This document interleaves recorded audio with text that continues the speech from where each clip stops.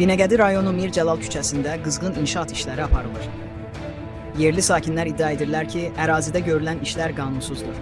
Nə müvafiq dövlət orqanlarından tikintiyə icazə verilib, nə də təhlükəsizlik normalarına əməl olunur. Qanunsuz tikinti bir müddət öncə aidiyyəti orqanlar tərəfindən dayandırıldığı bildirilmişdi. Lakin bugün həmin ərazidə yenidən qanunsuz tikinti işlərinin aparıldığı məlum olub. Infopolis TV xəbər verir ki, bu barədə xalqa verilən məlumatda qeyd edilib. Bildirilir ki, tikinti icra hakiminin səlahiyyətli şəxsləri ilə razılaşma əsasında aparılır. Tikinti zonası birbaşa yüksək gərginlikli elektrik xətlərinin altındadır. Bu qanunsuz aparılan tikinti prosesində normativ tələblər gözlənilmir, əraziyə səs-küy yayılır, yaxınlıqdakı evlərdə yaşayanların gündəlik həyatı pozulur. Toz, torpaq və səs-küydən bezən sakinlər dəfələrlə narazılıqlarını bildiriblər.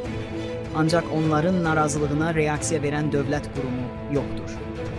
Qeyd edək ki, Dövlət Şəhərsalma və Arxitektura Komitəsinin rəsmi məlumat bazasında Binəqədi rayonu Mir Cəlal küçəsində hər hansı bir tikinti barədə rəsmi qeyd və məlumat yer almır.